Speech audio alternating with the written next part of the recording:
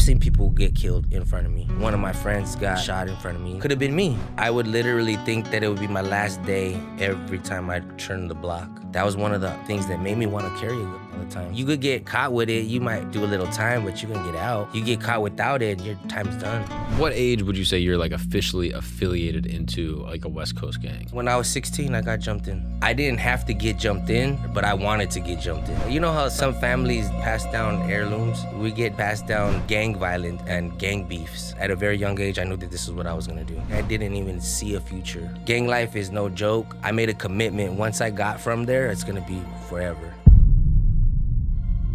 You know what, that's a good question. I feel like I'm seeing a psychiatrist right now. We're unlocking things right now because you know what, I never even asked myself that question, and thinking about it right now,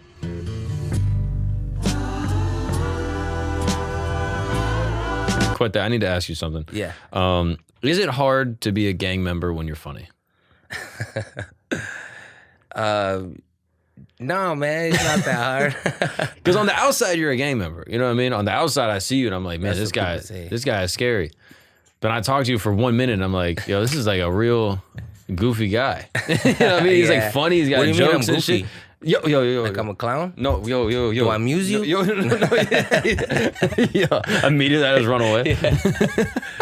But like, yeah, you're just like so fun and like smart and you have like so many like interesting theories about the world. Like I want to unpack your brain. Yeah, I mean, it's definitely one of those don't judge a book by its cover thing. Yeah. You know, so I embrace that.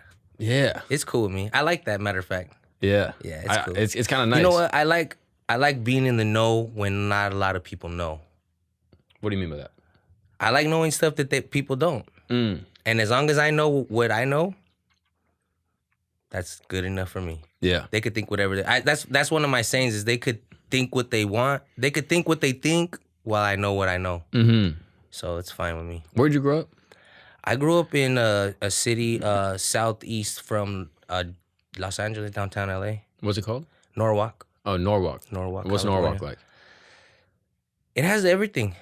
It has everything. It's 15 minutes from the Pacific Coast Highway, which would be the beach, like Huntington Beach, all the way to like Malibu and like Santa Monica. Around that area, it's a little bit further. But what I'm saying is it's about a very short drive from the beach, and then like I said, 20 minutes from downtown. Not very far. And then your parents are from LA, or they Yes. immigrated? No, my parents are from LA. Okay, cool. 100%. And from the same area? Yes, Norwalk. Okay, Yeah, gotcha. we've been there for generations. Oh, wow. Yeah. So it goes all the way back. Yeah. Ah, and then you have siblings? I did. I had my brother passed away in 2020. I have a little sister, but yeah. And she's in Norwalk. No, my sister moved out. She's doing her thing. She's a realtor. She's another one that excelled in school, and she got all kinds of things. She was doing forensic science for a while. She was doing she has her own business right now, but also now she got a realtor license. So she's my mom and dad paid for our education, for my mom, for my brother, to me and my sister. So we're a very educated family. Interesting. Yeah. Did you go to college? No, I didn't. I found that. Well, the reason that I didn't pursue that is because I found women in like really heavily in high school. Yeah. Yeah, so it kind of I shied away from the sports because I was ranked 25th in all of California when I was 12 years old in baseball. Oh, really? So I was pretty. What position you play? And you could stick me anywhere, but I was second base. Wow. Yeah, I was second base. Oh, that's wild. So you were good at baseball. Yeah, I'm an athlete. Yeah. I'm definitely an athlete. I saw you get down from that treehouse, bro. You were moving. Yeah, you were moving. And Yeah. did you get in fights a lot growing up? Yeah, I got in a lot of fights. I did. I'm not gonna lie. I did. You were confrontational? Well, I always speak on what I feel, and that's one thing that people either hate or love about me. You know, I keep it 100. I stay true to myself. And some people could handle it. Some people could, they understand that, but other people, they get offended, and that's when I meet people that are like me, that's when sparks fly, so to speak. Ah, interesting. And so growing up, though, is Norwalk a dangerous place, or is it kind of like middle class, Like regular? I said, it's a little bit of everything, but from where I was at, yeah, definitely. It's like a middle class city, but it definitely has its upper class. I would say that maybe not in the structural, like people's homes and maybe money, but in pride and family and love, it's very rich. Hey, what's up, guys? Sorry to interrupt this amazing program, but I need a little bit of help. If you're watching this on YouTube, you can probably see our subscriber number right down here. And if you're able to, it would mean the world if you could subscribe. That is the best way to support this show, because when you subscribe, I'm able to show it to potential guests or to different brands and stuff like that. And it really, really helps grow the show, get us cooler guests, have cooler conversations, and it helps everything so, so much. So if you don't mind, thank you so much. Let's get back to it. What was the first time you ever saw a gun? First in person, Yeah. I can't even remember. It was young. Oh, really? It was young, definitely. It was like someone from the neighborhood or something? It was my uncle. Oh, really? Yeah. He used to he was running around doing his thing. Ah. So when he wasn't locked up, Right. so he's locked up right now too. Got you. Free your uncle. Yeah.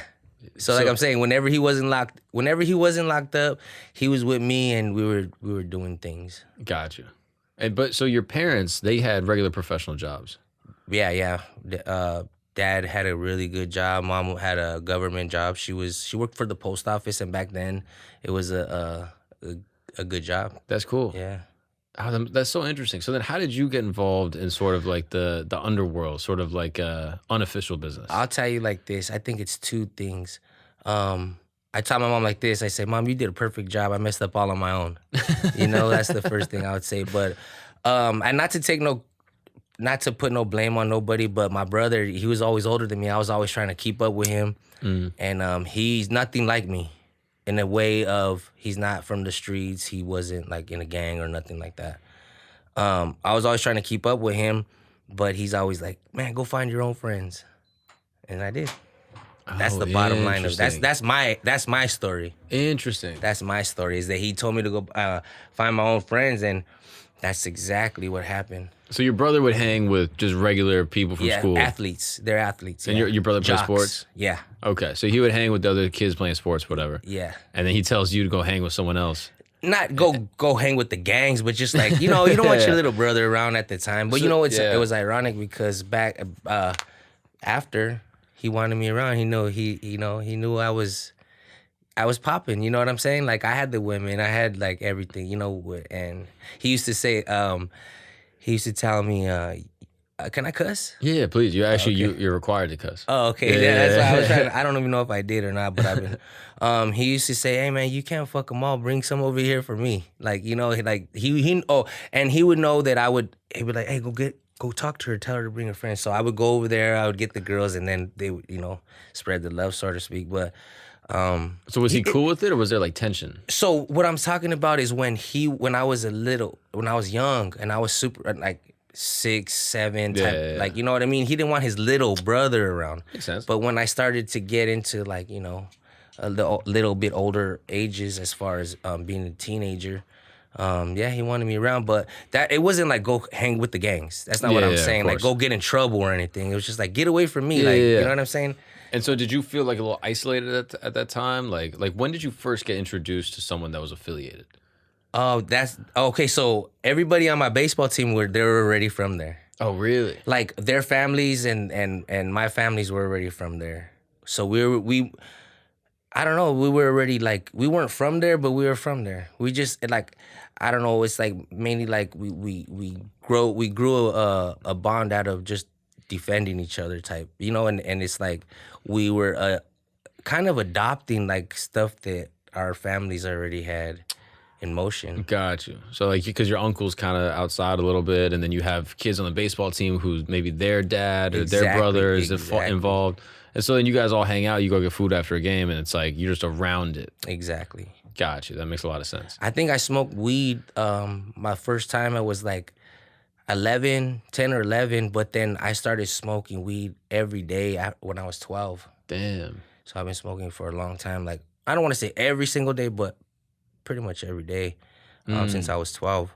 Gotcha. So, but I was definitely at a young age when I was still in sports doing drugs, and then not drugs, but Smoke weed. marijuana, but then that's when I found the girls and marijuana turned me into a rapper. So that's why I guess where it led me to. Yeah. And you started rapping when you were in middle school?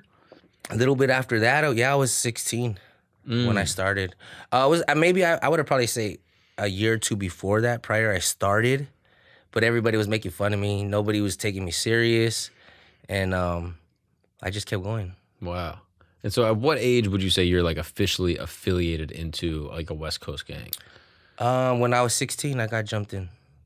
And I was already from my hood. Like, what people don't understand is that I didn't have to get jumped in to my gang. I could have already been from there, but I wanted to get jumped in. Like, I wanted to be from a clique. I wanted to be actually say, hey, yeah, he got jumped in. So a lot of people could get from their hood just because of their family is already from there.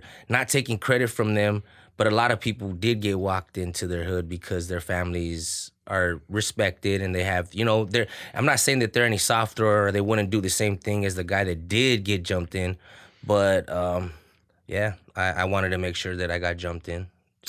It's a rite of passage, I think. Yeah. I'm always curious about like that process, like, because I can imagine that you probably knew a bunch of different guys that were affiliated with maybe different sets or different gangs completely. Like, what drew you down the path of the specific one that you got involved with? I said, it's family.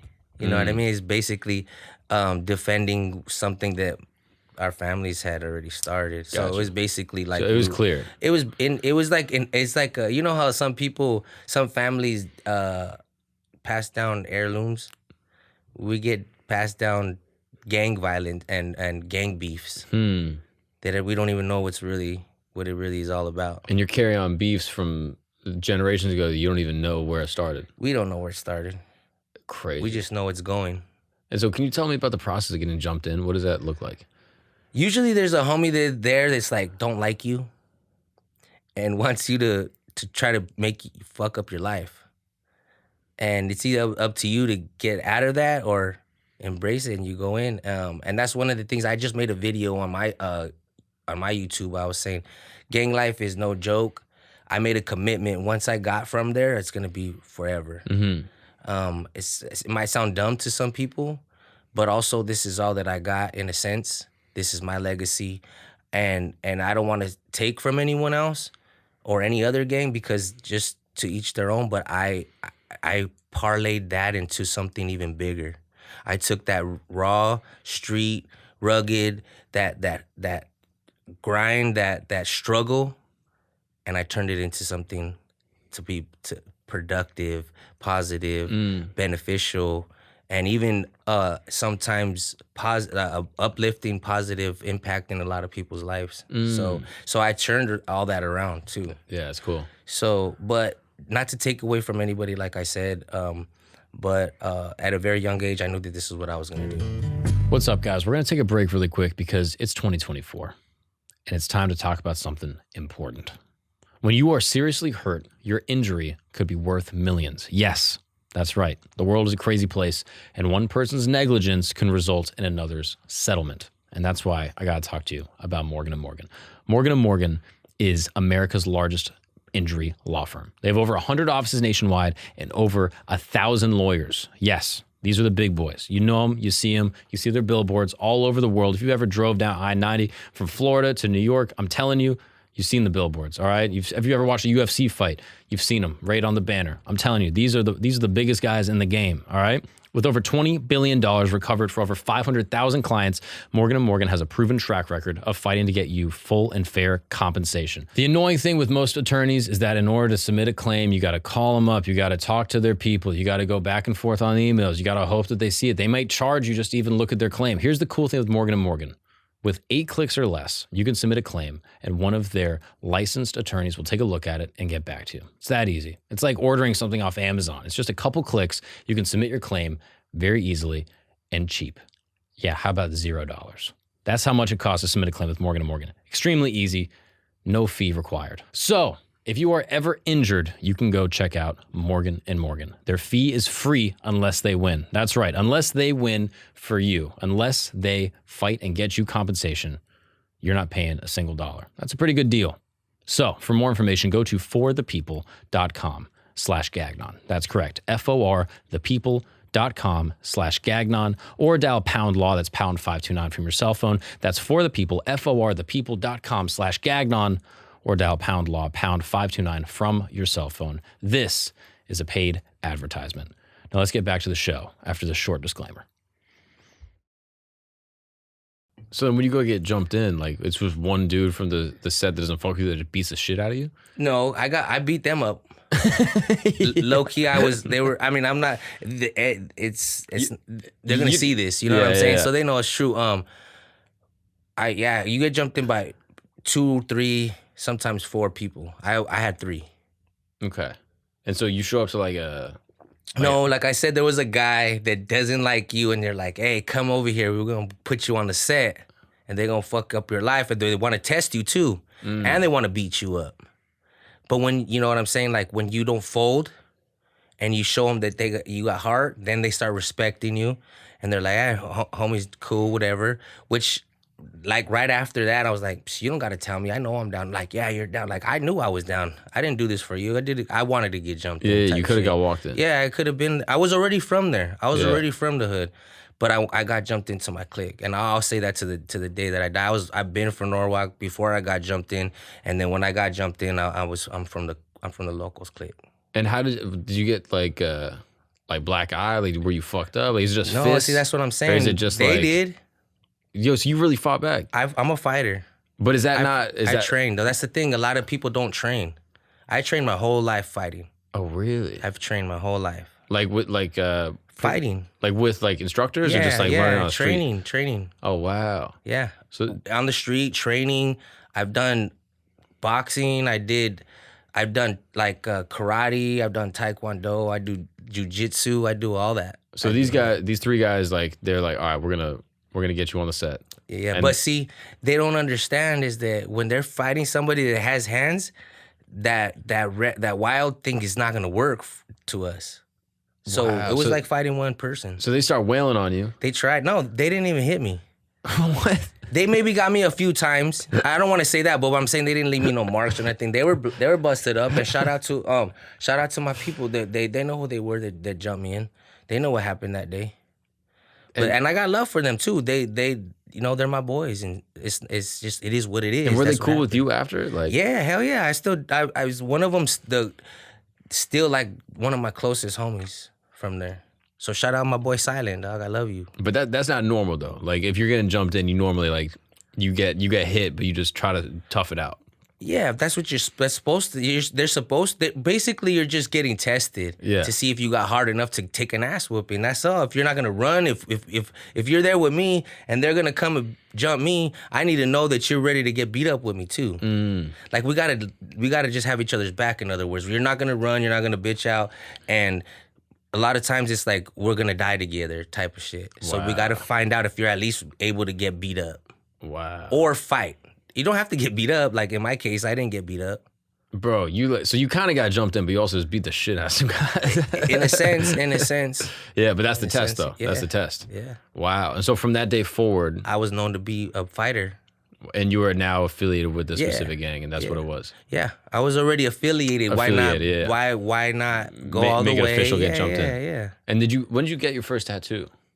I got my daughter's name tatted on me. Oh, really? Yeah. That was the first one. Yeah. That's cool. When you were like 16? You see, I didn't get right away. I got that just to get it. Mm-hmm. Like I wanted one, and then but the very next like tattoo I got my whole back done.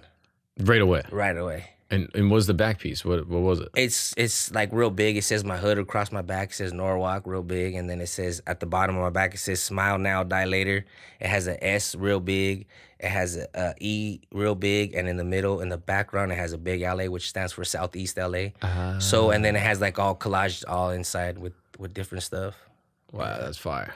But it was all done with single needle from the homie that jumped me in, Silent, my boy Silent. Yeah. Oh, really? Yeah. So he did it. Yeah, he did. And he's a tattoo artist, and so he. Yeah. Wow. Single needle guitar string with the machine, with the homemade machine. It came out dope though. A single needle guitar string. Yeah. That's how like this is that it was a homemade tattoo gun. Yeah. That's crazy. And it sounds crazy, but it was probably even more crazier than it sounds. Were you nervous going into it? Like, yo, this dude's gonna ink my whole back. I can't see it. I don't even know what he's doing in the back there. Like, did that not freak you out? I trusted him. Wow. I trusted him, but you know what? The machine messed up, and he wanted to fix it, and we'll finish it tomorrow. I said, no. That's one thing I didn't want him to do, was just to leave it unfinished. So we sat there for like 18 hours. We were doing drugs and getting drunk, and it kept messing up. And when you're getting tatted for so long, your body starts to reject the ink, and it doesn't start to stay. So it was hard for him to get the ink in, but it's probably just him too, all drugged out too. But like I said, it came out fine.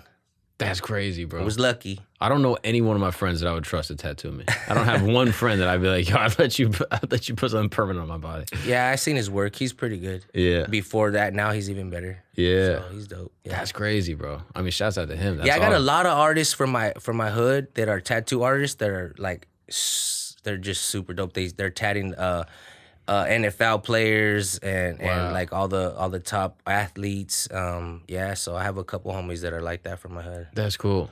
So now from 16, you're officially in. You're getting tatted up. You're rapping. You're meeting girls.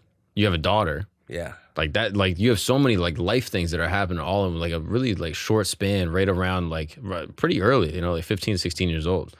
Like when you found out you were gonna have a daughter, was that scary to you, or were you like, I bet that'll be cool? Like, what was your initial feeling? Do you remember? Yeah, I remember it was surreal, but at the same time, I was ready for it. I knew that was gonna calm me down, and that's in fact what happened.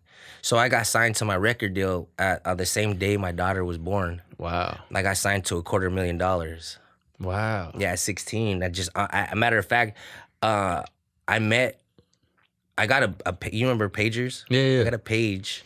That's how long ago it was. I got a page, and I called them back from the hospital. They wanted to meet me, so I told, hey, I gotta go. They want to sign me to a record deal, and I walked in there, and I knew people were getting burned a lot, so I made my mind up to where I wasn't gonna sign any until it was in my best interest. Oh wow. There was no way I was gonna get rid of or let go of my stuff. So that's what I did. I walked out of the meeting a few times, but even though I was gangster, even though I was I'm with the business, like I'm down for whatever, that didn't mean that I didn't have intelligence too. My parents started paying for our school I went to private school since I was in preschool. So my parents paid for my education my whole life basically until I went to high school, because I was a problem in private school.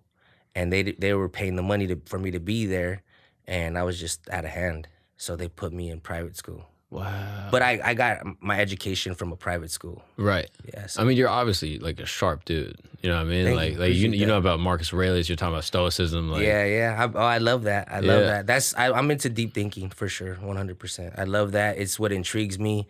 Sometimes I get a little bit down that in any type of field that whatever I'm studying, that I found all the information already. Yeah. So I'm like, I know the same thing that the leading researcher of this field knows now. Now what do I do? They have the money to go do the research. I gotta wait for them to bring it back to me. I sometimes wish that I had the money to go and do my own kind of research on certain things. Oh, that's interesting. Wouldn't that be crazy? Wouldn't that be? I mean, it'd be the dream, right? Right? To go out there, start researching the Anunnaki, get to the bottom of it. See who they were, what they were. I believe that we're a lot older than what they tell us. So, yeah. So I know there's some truth or some truth that they're hiding. Yeah. Yeah. For sure. So if you were to be fully honest, you think at the time when you were like 16. What do you feel like you were searching for that you were like, yo, I'm gonna like get involved with a gang, or like I'm gonna rap? Like, were you searching like, oh, I want to be remembered, I want legacy, I want girls? Like, what do you feel like was your prime motivation in that time specifically? You know what? That's a good question. I feel like I'm seeing a psychiatrist right now. We're unlocking things right now because you know what? I never even asked myself that question, and thinking about it right now, I would probably say I didn't even see a future. When you're in the shark tank and you're swimming with sharks, you just got to be a shark. Yeah. And yeah, it's about today. Yeah. And like you can't think about 5 years from So now. I would literally think that it would be my last day or minute every time I turn the block, because Really? there's this space in between a corner that I'm from the one way, so all the streets are one way. There's this space from here to here that once you get to a certain spot, if a car's coming and they're your enemies, it's a wrap. You better have something just enough to get away, or get them or whatever. But so every day and every block, imagine that. Yeah. Always Stressful. thinking it's your last. So yeah, you can't plan for nothing. Like you Yeah. can't look at the future. You can't be like, oh, in 5 years I'll do this. Like every day you're just like, That's why I think a lot of us are thankful too for the good times, mm, because those times were stressful. Like you said, it's yeah. Any moment, I've seen people get killed in front of me. So I know that it could go bad real. I got kicked out. I think I was around the same time. No, matter of fact, I was 15 years old because I hadn't had my daughter yet. This situation happened right before I had my daughter. But one of my friends got shot in front of me. But I was at the spot, and could have been me, and that was one of the reasons why I was like, Shh, now I have to have my gun, and I have to be even more cautious, and that was one of the things that made me want to carry a gun all the time too. I mean, I already had it, but knowing damn well, like, if you don't and you need it, you're gonna regret it, but you're gonna pay with it with your life, for not having it. You could get caught with it. You might, do a little time, but you're gonna get out. You get caught without it, and your time's done. what's up, guys? We're gonna take a break really quick because you are a man who needs a personal shopper. Yeah, I said it. You need someone that's gonna shop for you. Now, here's how you're gonna do it. You're gonna go check out my good friends over at Bespoke Post. All right, these guys do something absolutely amazing, okay? They scour the internet, every single corner and recess of the internet, to find the coolest items that you want, that you didn't even know that you needed. I'm telling you, this stuff is amazing. I went on Bespoke Post. I submitted kind of just like a very like regular onboarding quiz. It was like 10 questions or less. It was super easy. And it just asked kind of the things that I like to do. I like to hike. I like to go camping. I like to have a couple drinks with the boys. You know what I mean? Just kind of what my lifestyle is. And then within a couple days, they sent me this box. I submitted my questionnaire and I got a box of amazing finds. This is an amazing leather wallet. This is like a beautiful wallet that I would actually use. This is the name is Swedish for first, which makes a lot of sense because this is a perfect starter wallet. If you're someone that's looking to get into the nice crafted leather wallet game, throw your Velcro nonsense away, okay? And with Bespoke Post, you're gonna be getting something delivered directly to your door that's gonna be a great first step into the leather wallet game. But that's not it. I also got this sick multi-tool right here. It's a bottle opener, which is probably what I'll be using it for the most. But then it can do everything. It can do a bunch of stuff. It can pry stuff. You can cut stuff, cut open packages. I even use this just like in my sock, just like walking around the city. You'd never realize how many times you gotta like open a package. You need a screwdriver to screw something in. You need a bottle opener. It's a multi-tool that can do a ton of stuff. It's made out of stainless steel. It's super nice. It's not gonna rust. It's airport safe. Bespoke Post is not gonna get you caught in a jam. And here's what's amazing about it. You only pay for what you keep. So before they even send it to you, they show you everything that's going to be coming in, and they say, hey, Mark, we looked at your whole profile. We looked at who you are. We think we know you better than you know you. And this is what we think you're going to love. Fortunately for me, I loved everything. So I was like, yeah, send me all that. That looks awesome. I'm going to be using all of this stuff. But if you're not like me and you're like, actually, I don't really drink that much anymore, I'm not going to take the bottle opener. They go, hey, that's fine. We'll keep it and we're not going to charge you. So if you are interested in joining one of the coolest membership clubs on the internet, having the greatest items across the web delivered directly to your door for an extremely affordable price, I want you to check out bespokepost.com. That is BESPOKEPOST.com/campgagnon. That's CAMPGAGNON, but you already know that. Bespokepost.com/campgagnon. And if you use the promo code campgagnon, you are going to receive 15% off your first monthly shipment. Just click the link in the description. That is bespokepost.com/campgagnon. Stop wasting time. You need to get on this right away and get all of your goodies sent directly to your door immediately. Now let's get back to the show. So what happened? You were with your friend and like a rival gang pulled up like in a car? There's I mean, you could say somebody pulled up and did them, did some harm to them And then left. and dipped out. And then you were just there with him. Yeah, well, yeah, I was not necessarily there with them because there was other people there, and they were getting the body and trying to take it to the hospital type. So like I said, if it would have been me, and I had just walked away, so one of my friends that we were at his house, he was babysitting his sister, and he's like, "Hey man, let's get her in the house, man. We don't need to be out here with her." So me, him, and her had just walked in. And then right after, boom, you look out the window. Yeah, exactly. Fuck. I mean, and at that point, that doesn't scare you, it doesn't make you think, "Oh, I want to leave this life." It makes you think like, what can you can't leave that life. Yeah, you can't leave it. So just be prepared. I don't want to say it scares you. I mean, to an extent, yeah, it does scare you, but not to where it's gonna. You can't. Like I said, just because one of your sharks went down doesn't mean you can stop being a shark. Yeah. And did your parents know that you were getting involved? Yeah, they knew. And were they like kind of cool with it? Because, they know even to this day, like right before I left on this tour that I am doing, I told my mom and I said, you know what, this is who I am, and no matter what happens to me right now, just know I love you, and I'm ready to go, and anything at any time, I'm just ready for it, whatever comes my way at any time now. So, and my mom says, I know when you're serious, so I'm not gonna even try to say, just try to be careful. I talk to my mom every day, but she's like, I know you already. I know what you mean. So, like, she's just, what can they do? What can they really do but love me? That's all they do is just love me. So she's got my back. Wow. And not saying she wants me to go do wrong, because that's not what I mean. Of course. But I'm saying she got my back, as a mom should, as a mom usually does. No matter what. Yeah. Yeah, that's fire. Thankful for that. Yeah. Yeah. That Mexican mom love is different, bro. I'll be honest. Yeah. Yeah. That Vicks vapor rub late at night, calling you Poppy. You know what I mean? That shit hits different. She would would for that, and that's what I'm saying. We have a lot of love. Yeah. And what's the opposite?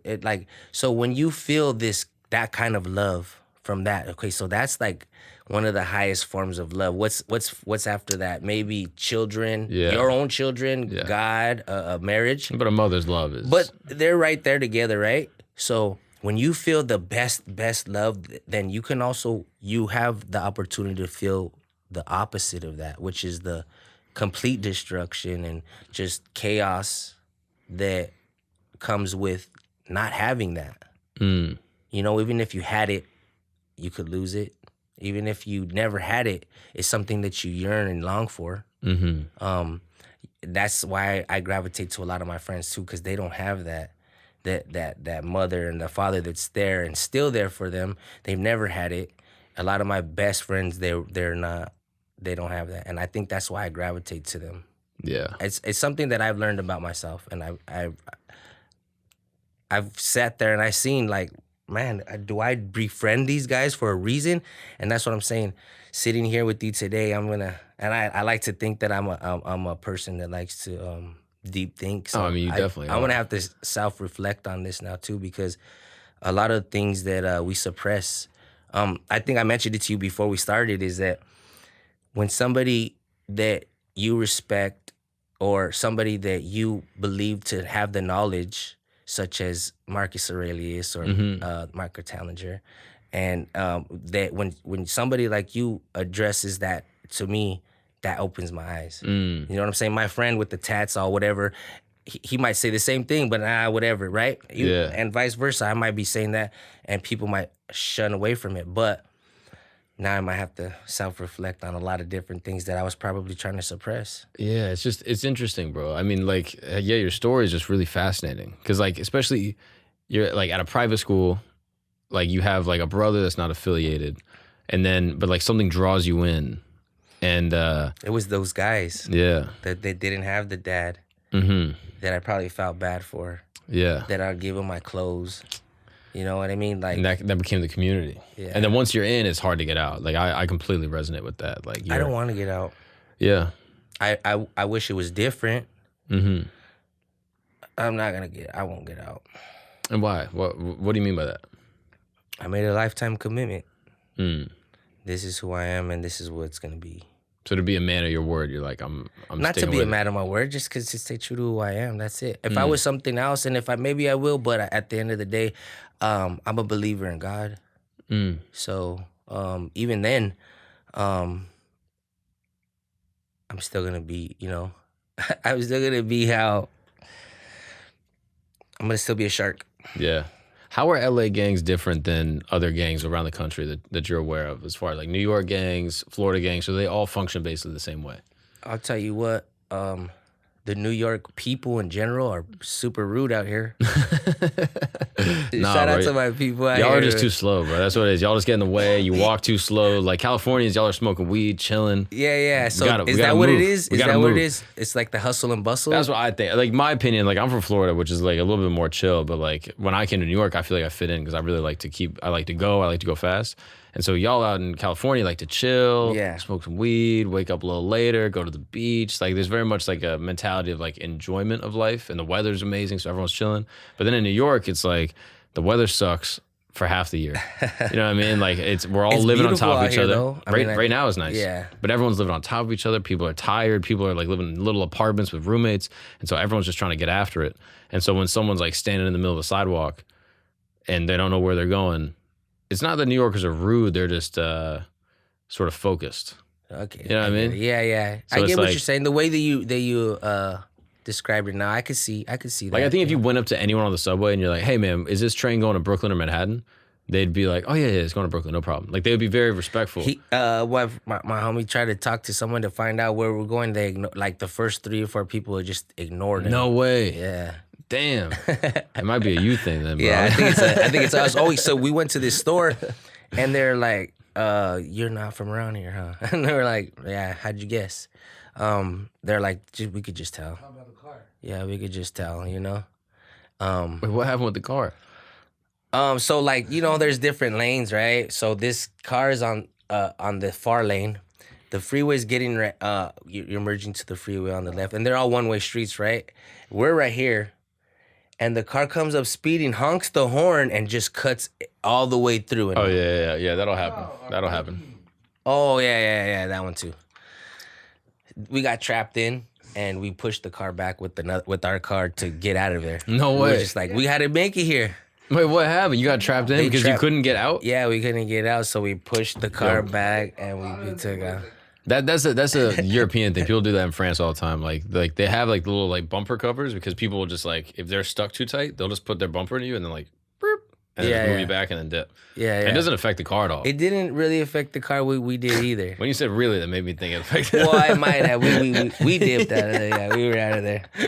And then we were like, we should have recorded. And I was like, well, I'm not gonna record us doing a hit. crime? Yeah, I said I'm not gonna record us doing a hit. Yo, y'all are crazy. That's wild. This is for me, right? Yeah, that's for you. Please.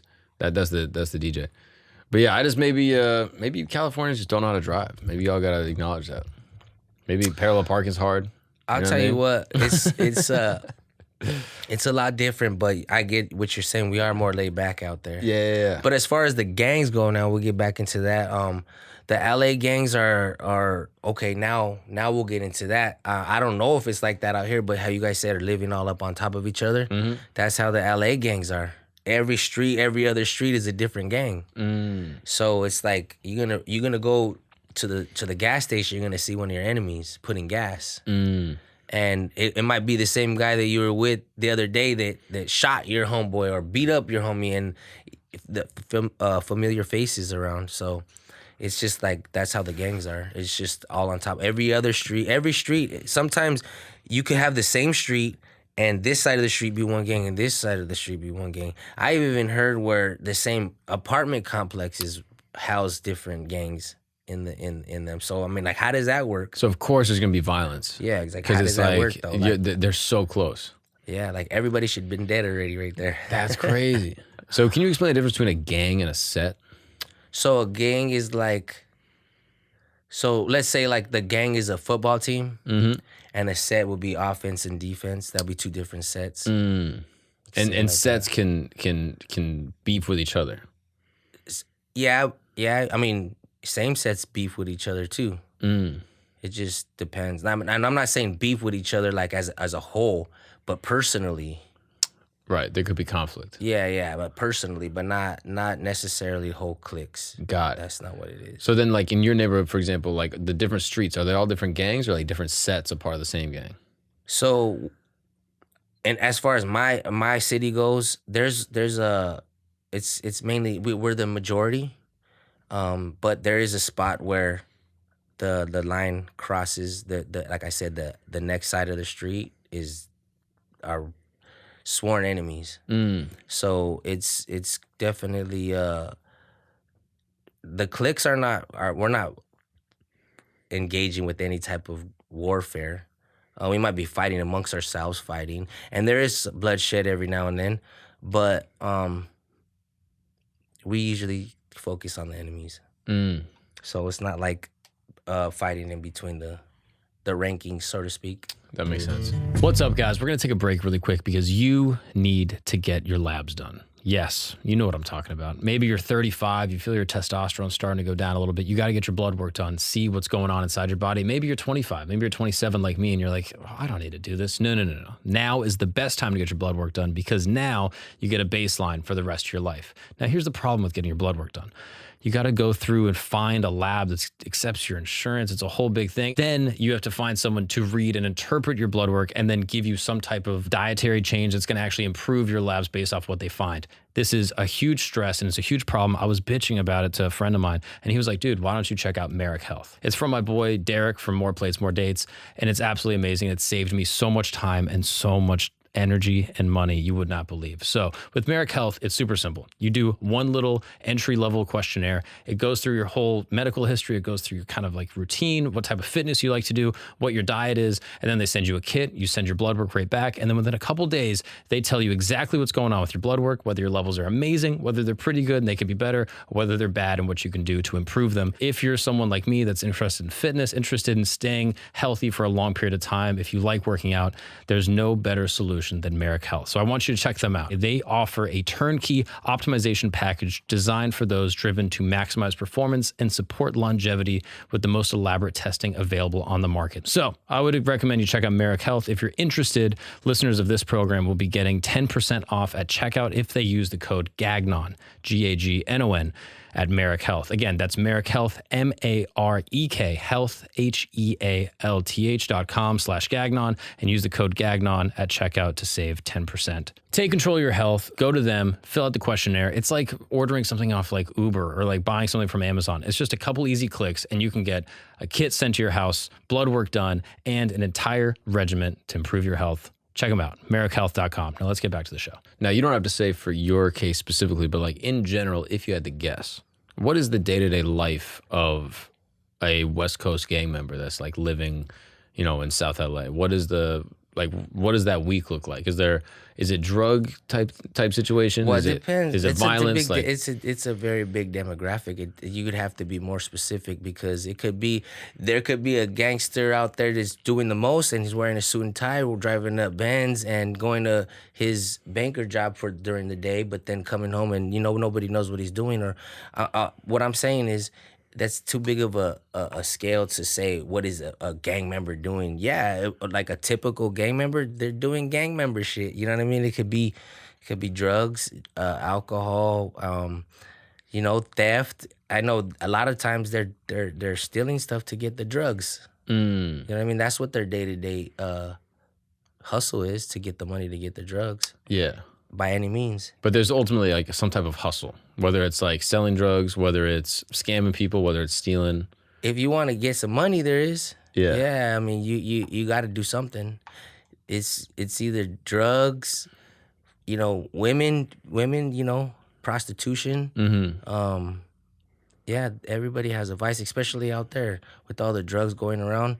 And then they're getting they get desperate. That's when they start robbing and stealing gun points and willing to kill or die for the drugs. That's when it starts getting harsh. I think it all boils down to the drug use, because I don't think regular people or that banker that drives the Benz is out there sticking up people to get a couple bucks out of their pocket. But if he was, hooked on smack, he's doing heroin, he's doing something, he's doing blow. Yeah, and there's a lot of people that could hold it together, and you never would know that they're like that either. Right.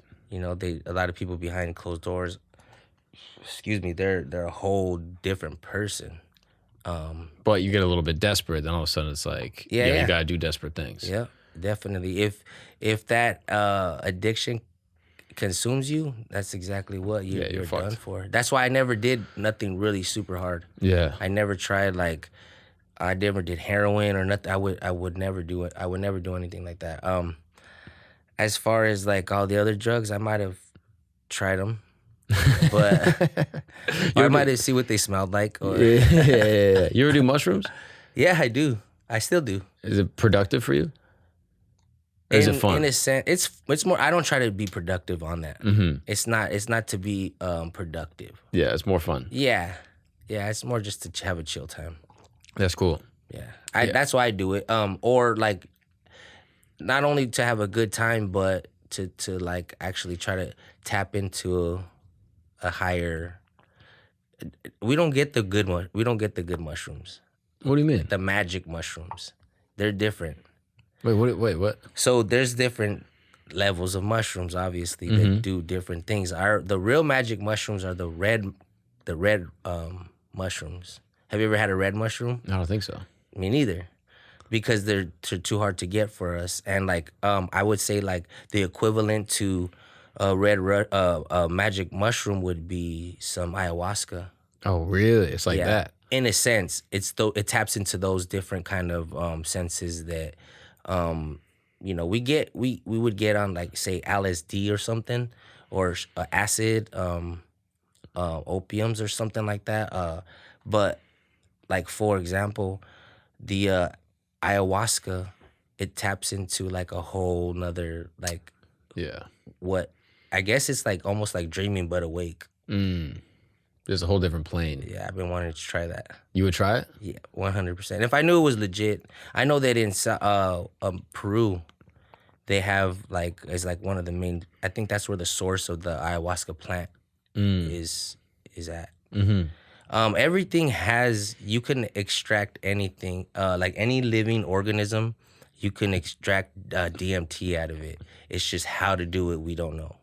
Yeah, but we're naturally producing DMT inside of our brains. Exactly.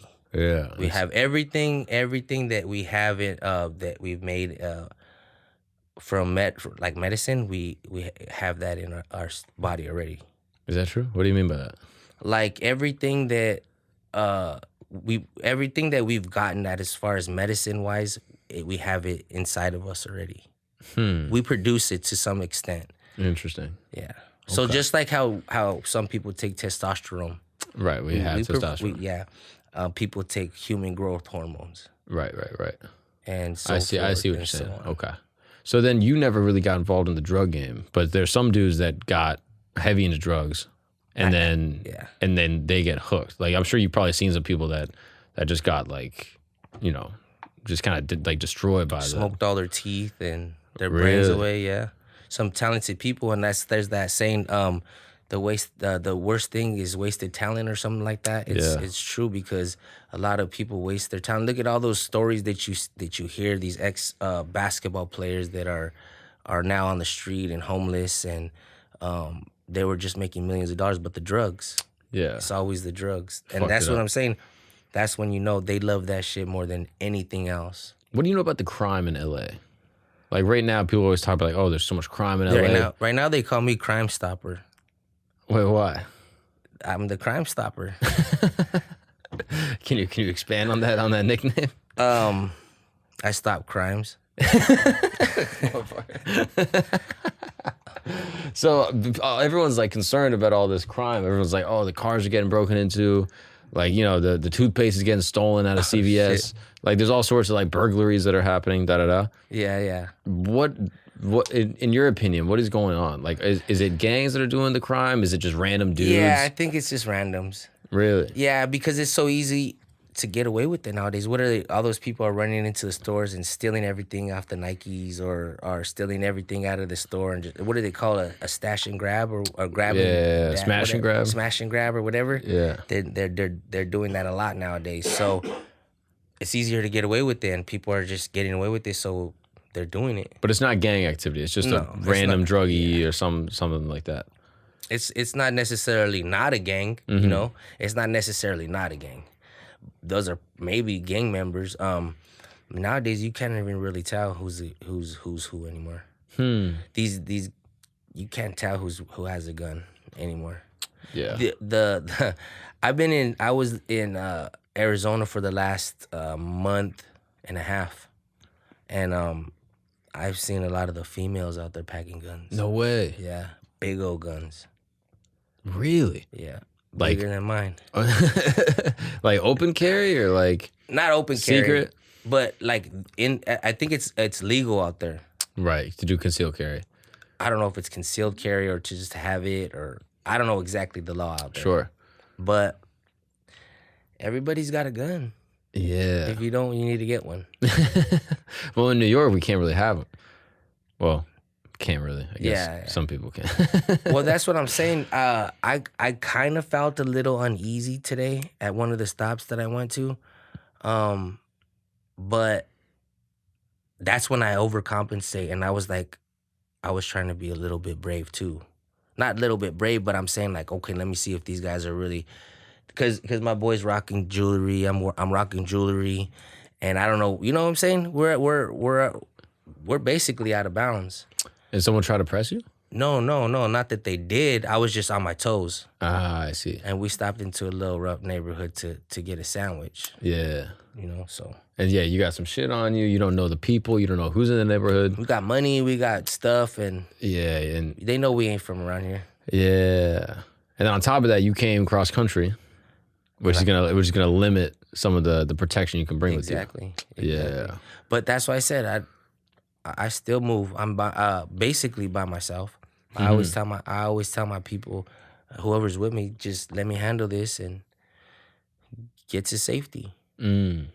Yeah, that's really interesting. I do. That's what I want from them, is just them to get to safety. And so do you still live in your neighborhood? Yeah. And you would never move out? No, I would. You would? Yeah, I would. Have. Okay. Yeah, I have. I've lived in quite a few places. When I got my first deal, I was gone. I said I'd never leave, but once I got my money, I was gone. How much money from that first deal? Quarter. Wow. And did that blow your mind? Like, what did you think when you got a $250,000 at 16? Yeah, it was amazing. It changed my life, obviously. I'm talking to you now. I mean, how crazy is that, though? At 16 years old, someone gives you a $250,000. And what was the obligation? What did you have to do? Make music. Was it a specific album, or was it like 3 albums. It was a 3-album deal. Got it. 3 albums. Matter of fact, what had happened, I walked out on the deal a couple times, but when I finally did sign the actual paperwork, I wanted to do it in the street in my hood. So I made them come to my hood for me to finally sign it there in front of all of my friends, like my real ones. Wow. So I was like, okay, now this is what we got. You're gonna come back over here, and we're gonna do it. And what happened was, I walked up with like 6 of us, and walked up to my. There was the vice president of the label at the time, Brahmin. He was actually like one of my mentors that helped me get my license. Since I was super young, he helped me get my license. He taught me about business, and they were a family. I was with them for like 15 years. 15 years? Yeah. Wow. And so you did those 3 albums? Yeah. And then more albums after that? Yep. They had to re-sign me again. They signed me 3 times. Oh, wow. So every time I got more. What's the first thing you spent that, what's the first thing you bought with that money? For myself? Or just period? Yeah, period. I gave it to my mom. Really? How much? That's what it would do. That's what anybody would do. I say probably more than like 60. Wow. First off. And how'd you give it to her? Like cash? Or you just No, we built on her house. And what did she say when you told her? They're the reason why I had got it anyways. They know what time it is. Like, they know. I would do anything for them. They'll do anything for me. It wasn't nothing big. It wasn't like it was just more they were just proud of me. Like I got a message from her today, what was pretty cool, and she said, "I miss you, son, and I know you're out there doing it big, and so that mean they got my back. We just it's nothing. It doesn't mean it's not like it wasn't like they have money. Mm. My mom and dad had money back then. I mean, still do, but at the end of the day, it was just normal. But at 16, to like give your mom 60 racks and like build onto her house and shit, that's crazy. It was a blessing. Yeah, it was a blessing. And then I got signed again 2 more times, an escalation deal. So I got paid more. So that's what I'm saying. The money was just there. Did you feel any pressure to then deliver on those albums? Like when you were in the studio actually working on them? I had a pressure only on the fact that I knew I had all kinds of music to write. Mm. That's the only pressure that I had. I was like, damn, I got a lot of music to write. Yeah. It just like, I mean, how many albums or how many songs had to be on the album? Do you know? Whatever I wanted. Okay. Yeah. But typically you like to do 20. So in your mind, you're like, okay, I got to write 60 songs. Yeah. But I had ended up writing like over 100. Wow. And then when you go in there and record, you're not like, oh, I got to deliver that way they re-sign me. Are you like, oh, I'm just going to do my thing? Never really cared. Wow. I just went in there and I still do just have fun. I just have fun with it. Mm. And then as far as like collaborations with those first 3 albums and like the actual process of writing those songs and the lyrics and the things you poured into it, where did all of that come from? Who were the features that were like the most interesting or that you were most excited about? Like what were some of the beats along the way that changed your perspective on your career? Well, as I started to gain more fans, more recognition, I started to take it a little more serious, and I did move. I see that's where I used a lot of my money too. I moved, and I kind of got away from all that stuff for a while. Where'd you go? I went somewhere quiet. Okay. Yeah, I went somewhere quiet. It wasn't very far, but I want to say maybe about an hour and a half away from LA. But you got out of the mix. Yeah, Just to be chill. with my family. Yeah. And was that peaceful? No, because my baby mama was tripping on me all the time. She made that shit. You're like, yo, let put me back now. in the gang violence. Yeah, okay, I don't want to exactly. deal with this lady yelling at me all the time. That is wild, No, bro. yeah. So no, it wasn't that. No, a matter of fact, it got a lot more stressful. So the more quiet and peaceful a place you went to, the more stressful your life got. Yeah. Why? Because when everything's hectic already, you expect it to be hectic. You're used to that. So, but when you get some peace and some serenity, then you kind of like, oh, wait a minute, what I've been dealing with this, and you kind of even get more mad at people that have that kind of life, because you're like, damn, these people are living really like this, and I don't want to say that I was all super well off, but I made some money and I didn't have to go to work. I was with them all the time, and that's maybe why too. We were always bumping heads and stuff, and you could imagine. That was my downfall, was the wrong person to be with. Oh, really? That was my worst downfall of my music career is picking the wrong person. Why? She would call the cops on me and say that I hate her, and just to not make me go to my shows. No way. Yeah. So you have a show booked. Mm-hmm. You got to go someplace. And she would call the cops because she didn't want you to leave? Yeah. And then she would go and sign the affidavit, which is a statement saying that she wasn't going to court and she wasn't going to press charges or nothing like that. So once the cops came, you got detained, and then you missed your show. Then she'd be like, never mind, forget it. After I went and I bailed out, I got a lawyer, and I spent more than I was making at the show. Then everything was squashed. And then, yeah, so that's what I'm saying. I wasted a lot of money doing that, like playing games with that. So how long were you like in a different place with her and you guys were just fighting? 12 years. 12 years? Fuck, bro. And what stopped you from after like 6 months being like, all right. Okay, so 12 months, and then, yeah, she ended up being with someone else. After 12 years? Yeah. But after like a couple months, why didn't you just leave? Oh, why didn't I leave? Yeah. Because it was my family. We take that. Mm, yeah. I guess obviously you got your daughter. Yeah. You're not gonna just like walk out on her. But as far as like getting a divorce and being like, hey, I'm gonna see, Oh you yeah, know, we're not married. right. Right, yeah, yeah. But like as far as being like, yo, I'm gonna see the baby on the weekends, like I'm gonna come through, like we're gonna co-parent, whatever, and everyone's gonna be happier. That was never an option because you're like, yo, this is my family, I gotta stick through it. I'll just Wow. cheat on her and But then how does that affect the music specifically? How does that affect the oh, and career? then I wouldn't even be able to say the stuff that it was like it's still kind of borderline where like I'm talking so as artists we have freedom of speech, right? I Mm-hmm. could say whatever I want. I could say I murdered that guy right there, and that's freedom of speech, right? People talk about killing on their album all the time. Well, I didn't have freedom of speech with her because I couldn't say things that were explicit to other women. So I had constraints on what I could say on the streets because it was getting too real. And then this, so for the longest time, I backed off and I didn't even do no music. Because why? I made a deal where I didn't have to. They still had to pay me. Oh, really? So I was getting paid without doing anything for like 8 years, 10 years. Yeah. So you're in a system where you don't have to actually put out anything, still get money. I was still putting out one album every like 2 to 3 years, Okay. that's not enough. As far as if you wanted to build a career or a bigger following than I had already. Right. And especially because you had like that initial heat right in that moment. You're like, yo, I could go 3 times as hard and it could go crazy. But the deal is set up where you're like, yo, I'm getting paid anyway. Who gives a shit? Exactly. Yeah, that's And interesting. plus, I was on the run from a lot of other things like legal issues. And then when they finally caught me, I beat the case in like 3 months. After being on the run for 10 years, I beat the case in 3 months, and that's when I came back to the music again. Can you explain what the case was? I'll say this.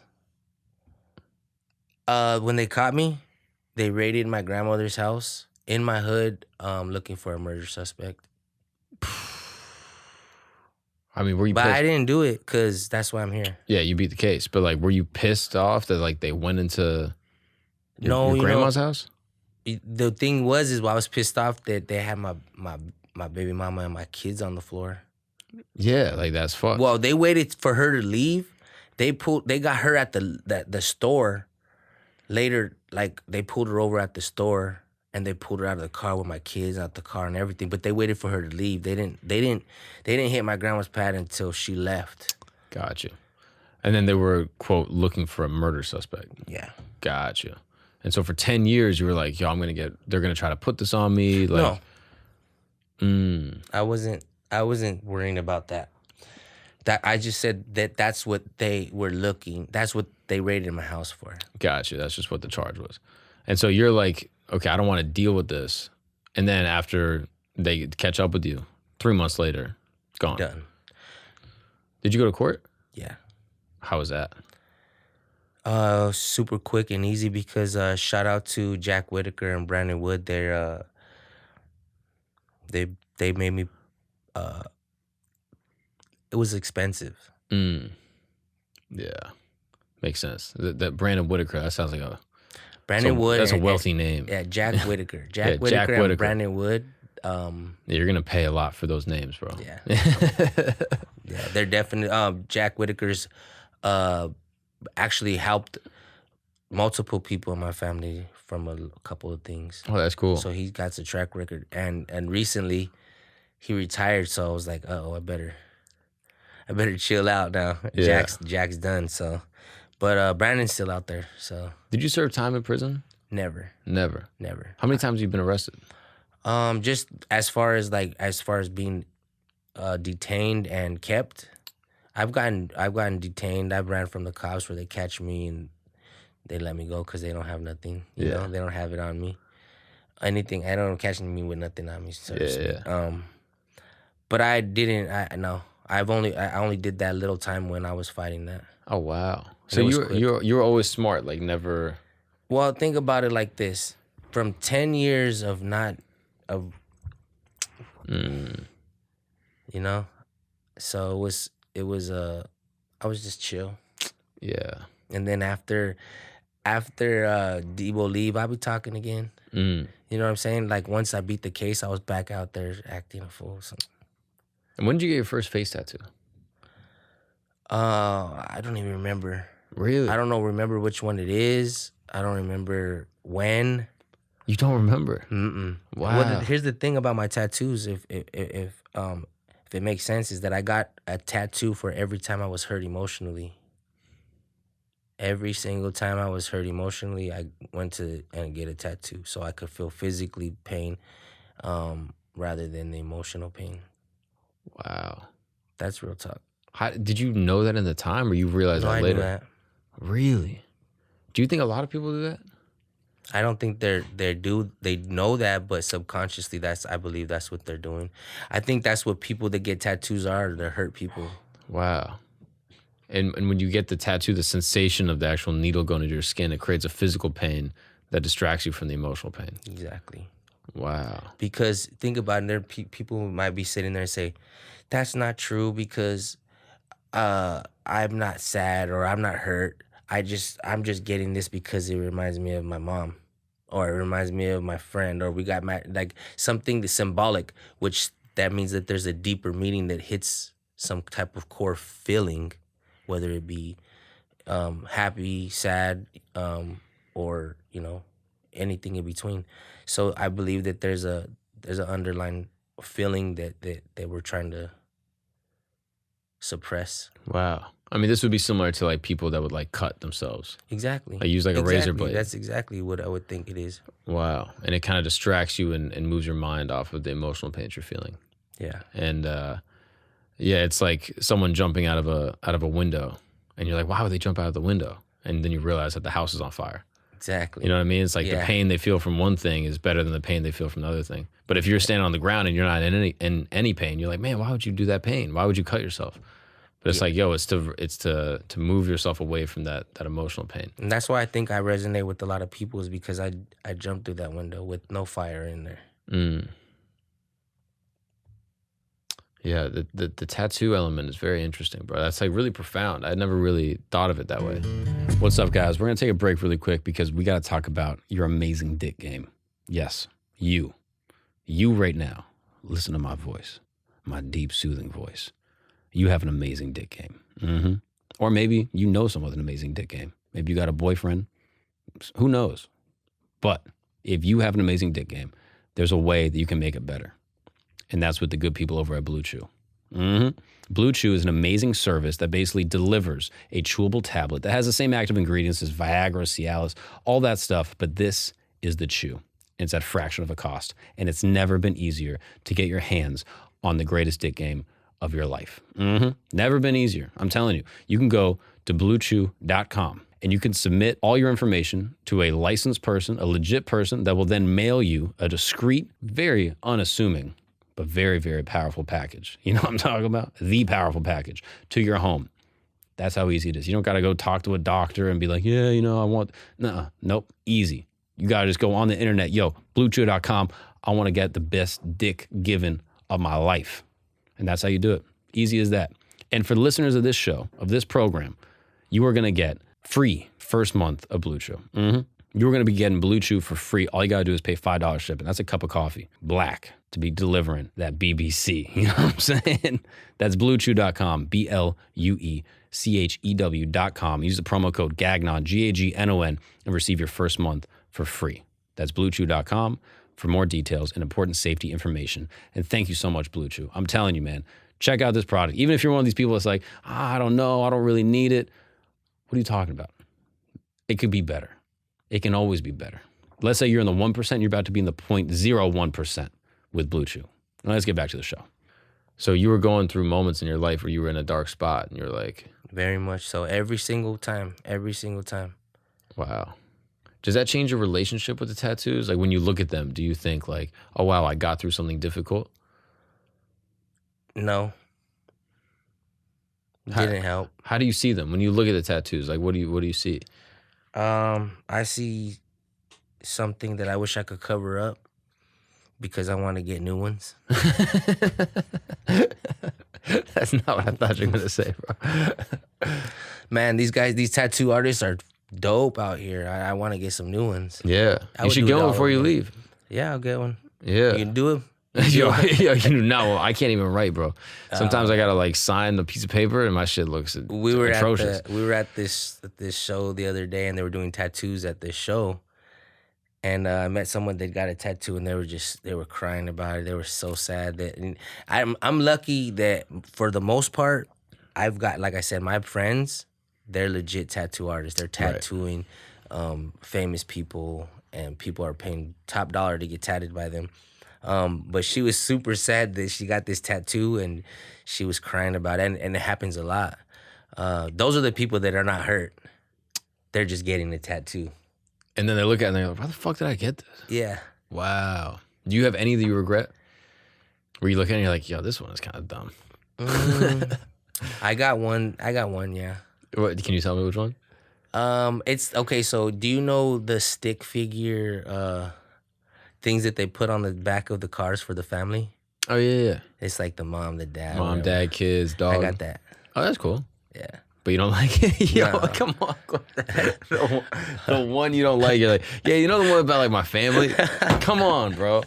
That's not the one you're supposed to say. That's the one I don't like. Wait, why don't you like it? Because it's literally that. Stick figures. Wow, so you don't feel like it fits artistically with the whole exactly, piece? yeah. Oh, that's interesting. Yeah. But luckily it's on a spot where not too many people could see it. On your dick? No, that's not what. There is one there though. No. Yeah. Wait, is there really? Yeah, yeah. Can you tell me what it is? No Diddy? No, I can't. Yo, that's wild. It's writing. It's writing. On So it's not like a picture. on? It says supercalifragilisticexpialidocious. But it just says super? You ran out of space. You're like, fuck. So I started going like that. It goes around it. Bro, that's crazy. You got a dick tattoo. That's wild. Yeah. So you're like running out of space now. No, definitely. Yeah, I got a little part of my head that I'm saving. What's the New York one? It's actually that's a video it went pretty viral of me explaining what it is. So it looks like New York, right? Mm-hmm. So today that's what I fooled somebody from New York. Yeah. I said, no, not you. Was at the liquor store, right? And this girl was talking to us. She's like, I could tell you guys are not from here. And I said, what do you mean? I showed her the New York, and she goes, oh, you are. And then I took off my hat, and my head, it says Los Angeles real big on the back of my head. She's like so confused, right? But yeah, it's not New York. It's a V and it's an N. So it's not a YN. Oh yeah, there's no bottom part. Yeah. So it's a V, and it stands for Barrio Norwalk, where that's my gang. Yeah. So we just changed it up a little bit. That's fire. And I got a lot of flack from people that were like, that's not for Barrio Norwalk, that's for this, or that stands for this, and they're saying what it means to them. Hey, to you, that's what that means. But to me and everybody else in the world that doesn't see yours, it stands for Barrio Norwalk, fool. Shut up. And do people treat you different with face tattoos? Yeah, until they get to talk to me. Does it bother you? No. My brother used to tell me like this, isn't that why you got them? You want people to look at you? I'm like, no, but I guess maybe somewhere deep down, yeah. So I don't get offended no more. I used to, but I'd look at me too. Yeah, like if you're walking down the street, you see a dude with face tattoos, are you a little bit like, oh? Yeah, but see, that's the thing is that guy with face tattoos, me, is more respectable, and you could trust this guy more than that guy that's clean cut or Yeah, you know what in I'm a saying? suit, and he's gonna fuck you on some business deal. Business deal, or not only that, or just be on some like Jeffrey Dahmer shit. You know what I'm saying? Like you never know. That nice, clean cut looking guy could be Jeffrey Dahmer and stuff. And I can't because I'm from a gang. And if anything, if I ever do anything like that, then I'm gonna get dealt with. Which so will they, but it's gonna be on like a deeper level. And that's why I tell my homies, I say, look, and that's why I say I'm in this forever because My homies have put it in, and they put in their work. They have put in their life, and they are in prison for life, and they have done this, and they have. The whole reason that I am who I am, I think, is because of the reputation that my gang has. We're Mm. known. We're known Southsiders, and my gang rings bells in the prison system. Oh wow. So when dudes get jammed up from the set, they go in there and they're taken care of. Like, 100%. oh wow. We're very highly respected people Hmm. in there. Can you explain the process when someone gets out of prison and what you have to do for them? In the sense of, Like someone from the gang, let's say they go to prison and then they get out 3 years later, you go pick them up. I've seen like, I understand there's a subculture of like, oh, we got to take care of them. We got to take them out. We got to give them a chain. We got to like, no, that's we not. we got to make the return home good. Okay, so Is that a thing? it's a thing. It's definitely a thing, but not into that capacity. And what I mean by that is when my boy Stompers, he did 8, and when he got out, what I did was I just gave him some money so he could go buy some stuff that he might need for himself, but also be able to go and chip in for his family Mm, long enough for him to get on his feet. that's cool. You know what I mean? It's not something that's gonna keep him going forever. And if he was a rapper, maybe, and he was about to drop some records and stuff, and but he's just a dude that's doing what he can for his family. So yeah, we'll drop him some money. We'll get him on their feet. We Do do you that. think Chicano gangs are different than other types of gangs, like white gangs, motorcycle gangs, black gangs, things like that? Yeah, but we also have some same values. Mm-hmm. It's a loyalty thing. Right. What do they say? There's no honor amongst thieves, right? Mm-hmm. But I feel like there's bad apples in every bunch, but there's also solid people. Mm-hmm. So you can't discredit the good ones and that's the thing about our culture is if I'm from a gang and I mess up, they're not gonna hold it against anyone else. It's on the individual. Oh, really? Yeah, so it's always on the individual. Yeah, there's situations where you could mess up big and you have the green light on your whole hood and everybody. But that's when you're doing the most. You already went above and you messed up. Mm. So but we all have the same values. It's not so much different, but definitely there's differences too. Yeah. And so when did you get on like an oil derrick? Like when are you like a roughneck? When my brother passed away, Mm. I said I wanted to do something that my family could respect and be proud of, something that a man would do. And what's more manly than getting out there on the oil rig? So this is recent. Yeah, Wow. That's amazing.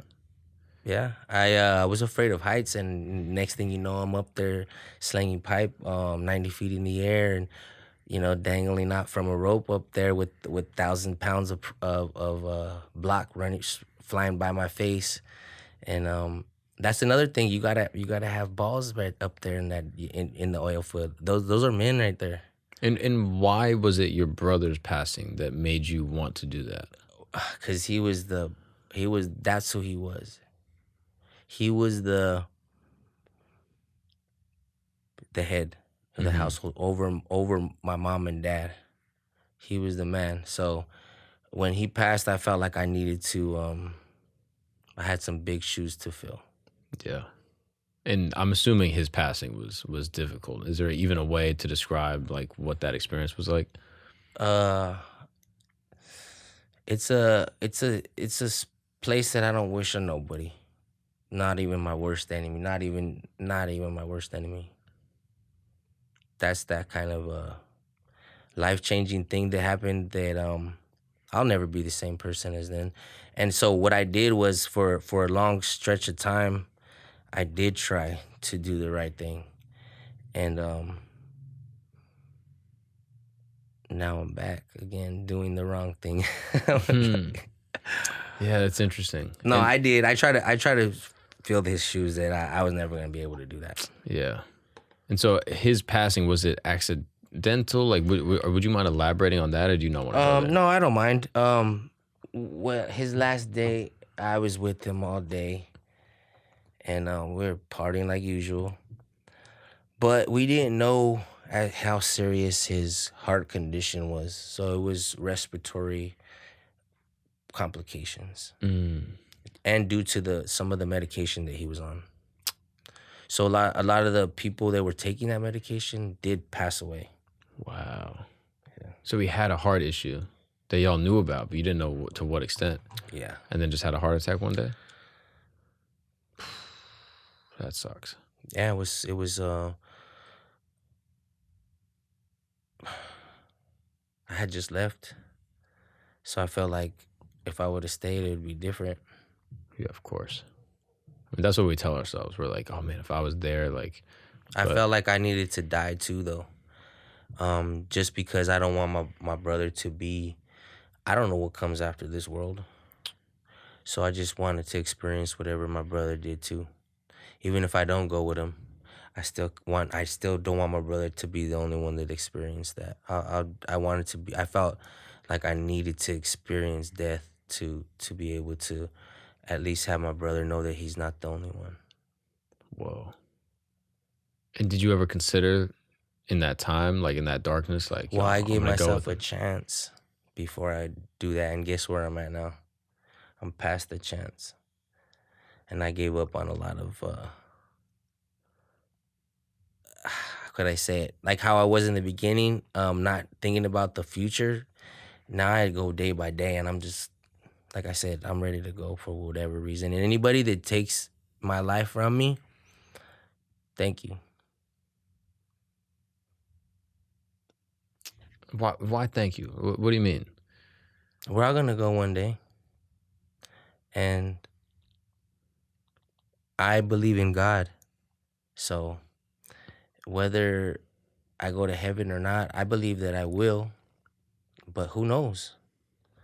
But like I said, I feel like I need to experience death for two reasons. One, I hate the fact that my brother's the only one that has experienced that. I need to experience that no matter what, just so he's not alone on that in that journey, feeling or whatever it is. I like I said, it's just bigger than me. But that I feel guilty. I feel he was the good one. He was the man. You know what I'm saying? Like you took the wrong one. Everyone thought if I would have been the one that went, it would have been like, fuck, he lasted longer than we thought. You know what I'm saying? But when it was him, I felt like the wrong one. You know. So I gave myself a chance when I instead of giving up, I said, okay, I'm gonna go get my job. I'm gonna go get my mind right and show my family that I could do this too. Mm. But one day, uh, I still talk to him. I can still feel him in my heart. I know, and what's crazy about that is that he told me, he's like, "Hey, you mourned long enough. It's time to get back out there and go do your thing." I said, "Hey, I know what you mean. I'm gonna do it, but I'm gonna do it in my way too, though. And me not giving a fuck is the way I do it." Like you felt him say that, or you heard him say that? I know what I'm saying is he didn't mean it to where like he's saying go give up on yourself. No, He no, no, mean no. I mean, did you hear his voice, like, or did you just feel it in your I soul? feel it. Wow. I felt it. I feel it. I know I could ask him a question right now and he'll tell me. If I asked him a question, hey brother, what do you think about this interview that I'm doing right now? He's gonna tell me, you the fucking shit. You're the keep doing it. You know what I mean? He's gonna pump me up. He's gonna tell me that yeah, that I'm the man. Wow. In any of your use of psychedelics, have you ever felt like that connection was closer with you and your brother? I've dreamt about him plenty of times giving me messages, yeah, And for what kind of sure. messages? To keep going, that I'm on the right path. Wow. And is that affirming for you? You hear that and you're like, oh, Yeah, for wow. sure. We were at this place the other day, and I said I've been here before. When I haven't, I said this is just affirming that I'm on the right path. Wow. I know that I've been places, and I know where I'm supposed to be, and that's what I'm saying. Manifesting things and just knowing them are almost the same thing, but knowing them is stronger. Hmm. And so you went on this oil derrick for 3 years. And what lessons did you learn while slinging pipe? A lot. I found a lot of other brothers that I thought were only able to find in the gang. I found brothers that I thought that I would never have that connection with people, but we're out there watching each other's back. Our lives are on the line. What's the funniest thing that happened on the derrick? The funniest? Yeah. Um I my fans pull up, they're working for other companies, the crane operators or like just like the vac trucks or the people bringing the equipment, they recognize me and they get all like, they fan out and my boss in the beginning before they know what I do. It's not something that I go and say, "Oh yeah, I do this." No, I'm the Derek can, I'm out there getting it. So he's fanning out and my boss is like, "What the hell? What is he? Why is he acting like this with you?" And then, all the rest of the people find out and now I'm not just the Derek can, I'm the, Lil Cuete, the rapper too. So that's always something that I mean, it might not be that it's funny. And then also being out on the Derek, hardworking and busting ass and danger. There's not too much things that's that funny. Mm. But I could say that a lot of my people that were working out there were, "What the hell are you doing out here?" But see, I'll say this though. They would tell me this. They would say, "What are you doing out here if you could do that?" Because they look at me in a whole nother light than I see myself. Hmm. And they're like, "What are you doing?" But see, now I put that energy and I said, I'm gonna use that time instead of me going up there and latching and unlatching these pipes, standing these stands back. I'm not gonna give this time to this company. I'm gonna give it to myself. And that's what I'm saying. It's everything's coming into the way it's supposed to be. For Mm. me anyways. And I put my mind to something almost a year ago and I faced all my fears head on. Anything that was bothering me, anything that was well, for the most part, like I said, there's some skeletons that I didn't even realize that I needed to face, which is a good thing. But a long time ago I said, I have a plan now. And nothing's gonna stop me, nothing's gonna deter me from it. I was 240 pounds at once, and then I dropped like to like 163 in like 6 months. You lost like 100 pounds. Yeah. Wow. Yeah, almost like 100 pounds, and right now I'm like at 175, 180. Damn. But I made up my mind. I wanted to accomplish something, and this is real talk to anybody that is listening. You definitely could do anything that you put your mind to. That's 100% true. Mm. 100% true. Does this time that you're on the road on tour, does it feel different than the other times you've been on the road or on tour? Do you feel like you're more focused? Do you feel like your purpose is greater? I feel like I love it, but I'm also out here like I'm searching for something. I'm looking for something. What are you looking for? It's somebody to, you know, push back or something maybe. Like I put myself out there so much. I've said so many things and it's like I'm waiting for somebody to like give me a reason. Like I said before I left on this thing, I told my mom I love you and I'm really never thought I was when I told her bye, I thought I was, that was the last time I was gonna see her. I'm like that ready to go. On this trip? Yeah. And do you do that every time? Nah, I don't. The last show we were in Amarillo, Texas. I said I'm not wearing no jewelry. I'm not wearing no glasses. I'm not wearing no hat. I'm not wearing no shirt. I just want to go. AC. This motherfucker. Should I wake him up? You better good. wake up. No, he's fool. good. He's good. He's good. He's back. You're He's back. fucking snoring, dog. Wait, so Fucking you asshole. said you're not gonna wear any chain, Yeah, see, any glasses, I'm waiting any for hat. someone to do that to me so I can beat him up. No, I'm just kidding. Wake your ass up, fool. See, and I have to give him credit too because we've literally been on the road for like almost 48 hours. Yeah, I mean, going nonstop. Yeah. But you were just saying you were not gonna wear your glasses, not gonna wear your hat, not gonna wear a So shirt. like I was saying I'm ready for war out here. I get on stage, playing, and I'm ready to go. I'm ready to go. That to me feels like you're like unhappy, like ready to go. Yeah. Be like, yeah, I don't give a fuck. Nah, I don't. But is it I am unhappiness, or are you happy just though. No, because I'll tell you what, I was just taking pictures of the scenery of New York, saying I'm living my best life. You know, smoking weed in another state. You know what I mean? I'm living the dream. I love it, but that doesn't take away from my reality. That's temporary. That's temporary. Like I soak it in. I enjoy it. I love it. I'm not. I don't want to say ignorant to not accept my blessings, but I'm also ready to give them up at any time. do you have any funny stories from tour, being on the road, like moving around, doing shows and shit?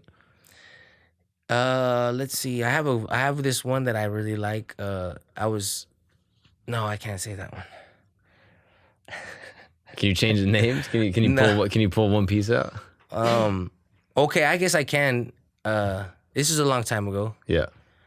and you know when you go on tour, there's females always around, right? Mm-hmm. There's females throwing themselves at you, and some females don't care if you have a female or you don't, whatever. But there was this time where we were on the road. We were in Tucson, and a mom and a daughter came on to me, and well, I knew the daughter, and the mom ended up trying to join. Well, not trying. The mom joined in What? with me and her daughter. What the fuck? Yeah, but that's not the end of it. So what I didn't know was we were in Tucson doing a show. We went to somebody's house, and that guy was not her dad, but her mom's ex-boyfriend or somebody. And he was getting mad that the homies were like, you know, messing with his girl, whatever. But we ended up kicking him out of his own house, and I was with them both in his house. So it was pretty funny. I mean, we felt bad because he sat on the curb all night until we left the next morning. But yeah, Tucson's a wild place, man. Let me tell Bro, you. what the fuck? Did you feel weird about it all? Were you like, yo, this is crazy? You're like, no, They no. didn't touch. Yeah, okay. They didn't touch each other. That's fair. Yeah. They didn't touch each other. But you were like, no one's gonna believe this. No, there was people there. What? It was in a tour bus. It was in a tour bus. Everybody did it. We're like, okay, so you know, like the VHS tapes. We were watching a movie. Her mom came in. We were doing our thing. She sat on this side, and then I started messing with them both like that. That's what happened. We went in and did it again in the house. That's all it was. They didn't touch each other. I just had fun with both of them. I mean, that's crazy. It was cool. It was fun. Like, who does that? Cuete. Yeah, right? Who does that? Why do they call you Cuete? That's my grandfather's name. So my name's Peter. Mm-hmm. I'm named after my grandfather, and my uncle is Peter too. My brother's middle name's Peter. Both of my sons' middle names are Peter. My cousins' names are Peter. So it's all Peter, right? Mm-hmm. It comes from my grandpa, Peter Cuete. So he was Peter Gunn. And he's the one that kind of like started the legacy of us being like. That's why my mom doesn't trip on me, and she's just like, I can't do nothing because she knows her dad's like that. She knows her brother's like that. So I'm like, it's you guys, mom, not me. Oh, that makes a lot of sense. So she just like, damn, what can I do when my dad was like that, my brother's like that, and now my son? So Do you have a son? yeah, How many? I have two. Oh wow. And how old are they? 17 and 14. And do you try to talk to them about like your life and the way that you lived and try to change anything for them? Like if they're interested in getting involved, or you like, I look, I whatever think my happens, sons are happens. way more smarter than me. They're not like that. Oh, really? Yeah. And so they're in school, they like school. Yeah. Really? My son's is like probably one of the best artists that I've ever seen. He draws anime and like he's probably gonna be like a Disney animator one day for sure. That's what I want him. I've been putting that in his mind since he was like 5 years old. He would draw stuff and they would think that I did it, and I'm like, it was all him, all him. That's crazy. And so do you have to go to like parent teacher conferences and shit at school? Yeah, And you yeah. gotta pull up full face tattoos? Then they'll tell me the same thing that you say. They're like, I didn't expect you to be like, and then a lot of my fans will say the same stuff. They're like, damn, Cuete, I thought you were gonna like have a gun and shoot up in the air, shoot everybody, and just be all serious. And life's too, it's too much of everything to just be one thing. Yeah. Wow. I mean, I yeah, could that shit's laugh, I could crazy. cry in the next minute, um, but everybody thinks I'm gonna be this hard killer type of guy, which I'm not. I'm a lover, not a fighter. But I love to fight, so I mean, you do the math. What do you think the future is? Like, what do you think is the next 10 years? I know you don't like to think big picture. You kind of look day by day. If everything goes good, I'll be with my brother by then. If everything goes good, you'll be with your brother. You're really not afraid of death. No, I don't want to say that I'm not afraid of death in that sense. I'm just looking forward to being with my brother. Hmm. If death is what that's the next step, then it's like taking your part of you that you've always had away from yourself, and you're never ever gonna get it back, no matter what. So it's Hmm. just like the colors are duller, the food doesn't taste good. You just can't get that happy. The happiest happy is never gonna be the happiest that it actually could be. Hmm. And yeah, I don't really want to get emotional right now, but it's hard. It's definitely hard. I'd rather be there than here. For real. Yeah. Fuck, man. So you don't want to wait 40 years to go see him. I already waited too long. That's the thing, is that I'm resentful for being here already another day. And that's why I feel bad about these people that I'm going at it with, because they probably have family and stuff like that. That's why I mean, I do. Don't get me wrong.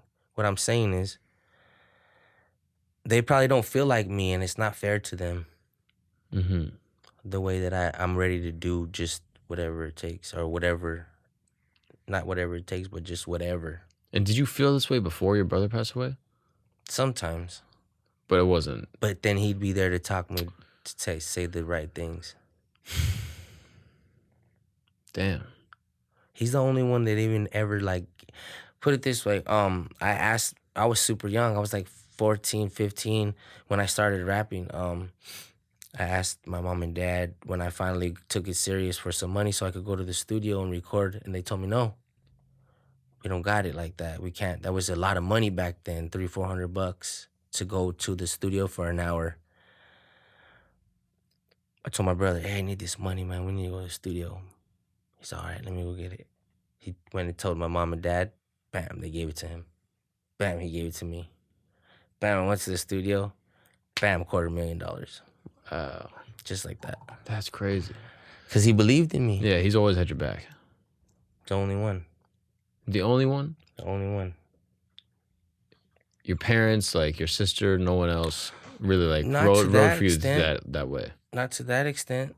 He Hmm. probably stopped. He probably saw me the same thing, an extension of himself. Mm-hmm. He was probably helping himself at the same time. In a way. Do you think he wanted to rap? Yeah, he did. He told me, and this is something I regret. I regret this for the rest of my life. He said, you write me some stuff, man, and I'll rap it. And I told him, I said, and this is the time that, mind you, that I had all these records to write. I said, if I'm gonna write you something, I might as well say it myself. You write it yourself. Which I should have just wrote something for him. Mm-hmm. And it's not like he doesn't have the capability to do it, because he would sit there sometimes and he'd help me write my music. But he wanted to, yeah, he wanted to. But he was this guy that had a shell. He was a big guy, he was big, and he looked more scarier than I do. But he was a bigger teddy bear than anybody that I knew. He That's had why tattoos? towards the end, after, yeah, he started getting some on his arm, and he had a couple on his chest, maybe a few on his leg. Nothing like me. Mm-hmm. But yeah, he was the part of me that I'll never get to express the full amount of joy, no matter how happy I get. Mm. I'll never be able to be like that. You know, I don't know if you guys, if you're familiar with Andrew Tate and his brother. Mm-hmm. Those guys get me sad, big time. The way how close they are. Same thing. Damn. That sucks, bro. Yeah, it's a tricky thing because it's like the belief that if you got to pass on, you would, the pain here would go away and then you get to be with him again and it would be done. No, that's not what I'm saying. That's not what I mean. I'm smart enough to know that that's probably not how it's gonna go. I mean, maybe. I'm not here to say that it is or isn't. It might, but that's not what I mean. All I'm saying is that I just want to experience whatever he did already, because I don't want him to have to do it, whatever it was, by himself. Mm. And let's say that he is waiting for me, and he's battling whatever he's battling, waiting for his tribe and his people to get there. Because we don't know. Mm-hmm. Who knows what it is? We don't know. All I'm saying is that I just want to experience what he did, because I don't want him to have to only be the one to experience that. And I already feel bad that I waited this long. So, like, every chance, anytime I really remember, like, I feel like I should have been the same day. But then my mom would probably be worse than she is now. Yeah, I mean, there's the only thing worse than losing one kid is two. So it's tough. So Yeah. that's what I'm saying. So you're never gonna do anything to harm yourself. No. But if something happened, would you put yourself into a position where the stakes are so high or where something could go wrong? Like, would you like skydive or some shit, hypothetically? Oh, no. Fuck no. Why not? What's the I'm worst scared to die. What's the No, worst that could happen, bro? You know what I'm saying? I'm scared to die. If I'm gonna die, I don't want it to be torturous. Or for some dumb shit. But who knows if it's gonna, wherever I'm gonna go, I might be in eternal torture. So, what I'm saying is, what happened to those guys in the submarine? Yeah. I don't want to do nothing like that. I wouldn't do nothing like that. Although I might give my life to go up to space, or the lack of space that we maybe don't have. What do you think's up there? The heavens, the water between the heavens, the firmament. Mm-hmm. But space though.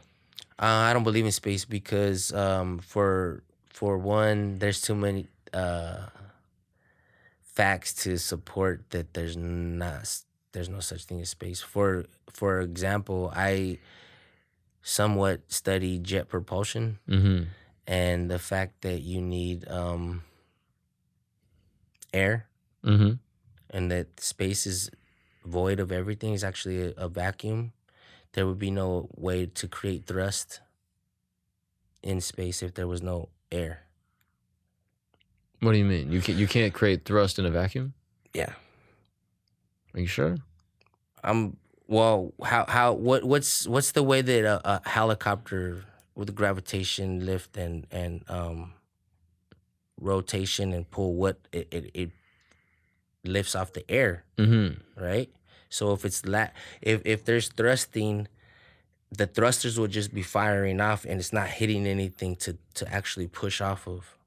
Mm-hmm. So the lack of air or oxygen in space it'd be actually it wouldn't be able to create any kind of thrust without having sort of a back or something to push off of. Yeah, I mean, I'm not an aerospace scientist, so I don't know. Me neither. But and I could be wrong. But in my Probably mind, but in my mind, I'm like, look, let's say you had like a glass, right? Like a glass, like I don't know, like a container, and you're able to suck all the air out. You made it into a vacuum. So inside there's no air, and then you put like a little like firework or like a little bomb or something. Like you ever use like an M80? Yeah. Like the M80s actually have oxygen infused into the wick, so they can explode underwater. They don't need oxygen to light. So you could put it inside the vacuum, and it'll still be able to light and explode. And so if it explodes inside the vacuum, right inside this little like glass container with no air in it, what do you feel like would happen? I get what you're saying. I feel like the explosion would then explode, and then if there was something sitting on top of it, it would blast off. You know what I mean? So it would still have the combustion, is what you're saying. Yeah, because it could but still. But as far as ignite. the thrust, well, I think the thrust is just a controlled combustion. Exactly. How would you do that into a like? So that's all you're saying is that a rocket is just its own. It's creating its own. Yeah, exactly. That fuel So is I see creating an what you're saying. explosion behind it, and then inside the vacuum of space is still able to move forward because every action is an equal opposite reaction. I see what you're saying. I think, but I'm not an aerospace scientist. No, it Maybe makes someone sense. else knows. And I here's don't the know. thing. What is I believe it was Einstein he said something along the lines of to doubt anything that nobody is certain of is an act of ignorance. Mm-hmm. So we don't know. Fucking maybe. You know what I'm saying? So what about aliens? You believe in aliens? I believe that this is what I really want to believe is that the aliens are the Anunnakis. Mm. They're the watchers that watch the waters that separate the heavens from the earth. Mm. They're the watchers.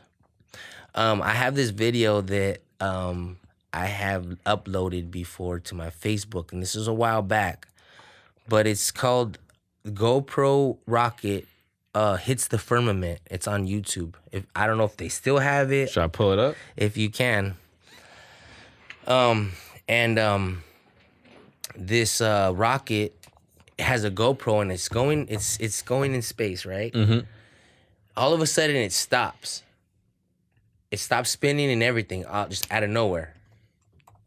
But I slow down frame by frame, and you can literally see some type of craft.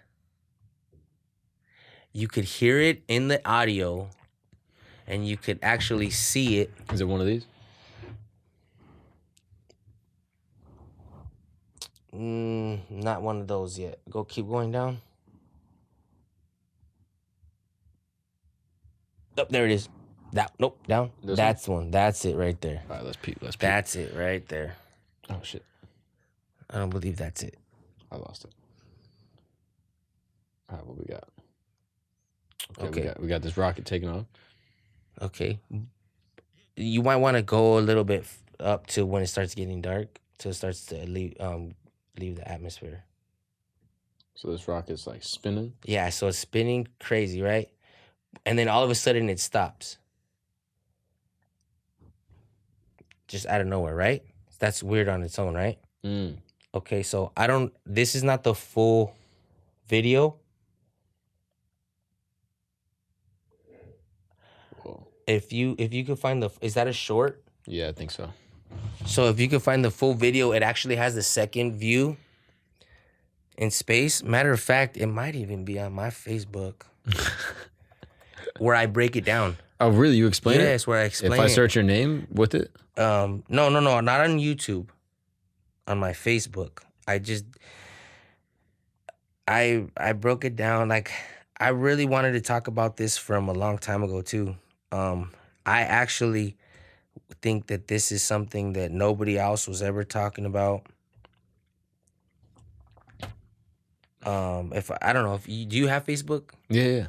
If you could look up my fan page, I believe that it'll be on one of those videos. Okay. We're gonna cut this little part out just to speed this up. Okay. But let me.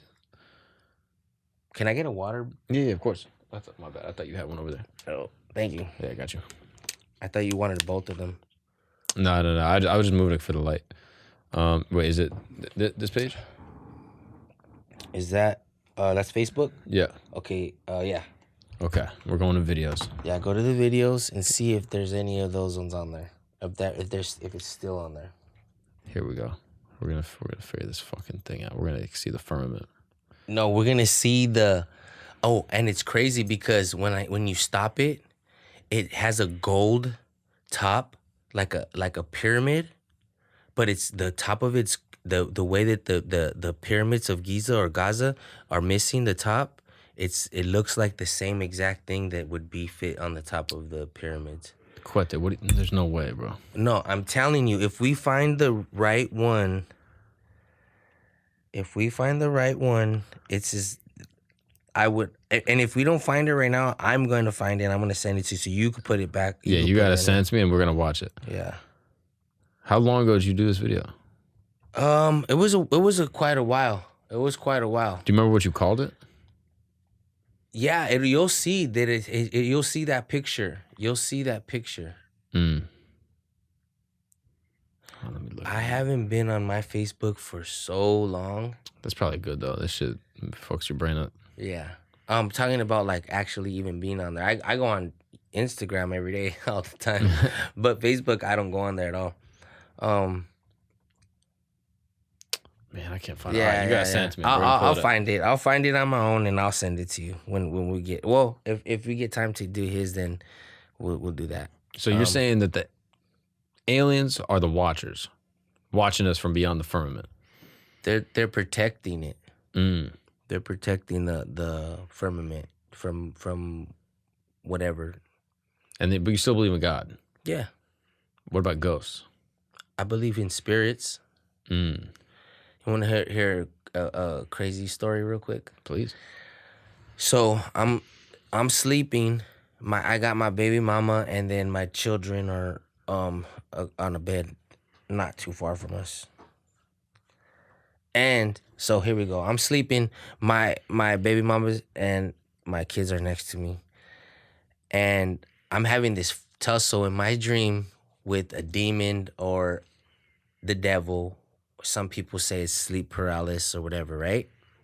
Well, I wake up out of that. I'm fighting with the devil and I'm telling them, Jesus rebukes you, Jesus rebukes you. And finally, I wake up. But I remember fighting him and looking and seeing everything for what it is. So but when I finally get up and I wake up, my baby mama's like this, hiding from me. She says, you're talking in another language. Okay? She's like, you're talking in another language. And I said, no, I was just saying, I was fighting with the demon or devil. And I started explaining to her. She said, no, you were speaking in another language. Okay, so now a couple days, maybe a week go by, and she's like, we're watching TV, and the Passion of the Christ comes on. And she said, that's what you were speaking. And let me tell you, my baby mama not the smartest person to know like it was Hebrew or whatever. Oh, yeah, in terms of specific language. Yeah. So she's like, but that's what it is. Like, she's like, that's what it is. And I told her, I was saying this, and she said, no, you were speaking that language. Why? From me being on the inside of the dream, her being on the outside, we would have never made that connection if she wasn't there, right? And I wasn't speaking out loud. Well, I spoke with one of my friends the other day at the gym, and he was saying, that's because that DNA that language is embedded in our DNA. He goes, you could have a puppy, you could have dogs, and your dog have puppies. She knows to go and clean up the feces and everything because the other predators are gonna smell that and come and potentially prey on the puppies. Nobody taught her that, but she just knows that because it's embedded in her DNA. And he said that's one of the things that I was like, okay, that kind of makes sense. I don't speak Hebrew. I never have. I couldn't do it right now if I tried. But she said that I was speaking in another language, which means that there's a very, very real spiritual warfare going on that we're blind to. And I've seen it firsthand. Damn, what else? What else have you seen? Is it just that? Was it that experience, or are there other things too? Well, at the end of the day, I had that experience multiple times. So it was around the same time, maybe a few months later, and yeah, Damn. I don't speak any kind of different language, and that's what I'm saying. Damn. From experiences, I know that there's a spiritual warfare going on. What's the closest you've ever been to death? Probably more than I realized. But like I said, a few times I've been there where missed, just missed. Mm. I mean, seconds, minutes. Do you remember a specific instance? Yeah, the one that I spoke about earlier. Yeah. Yeah, we had just walked away, and for the for whatever reason, we got out of there. But yeah, two people passed away that day. Two of my friends died that day. Fuck. Damn.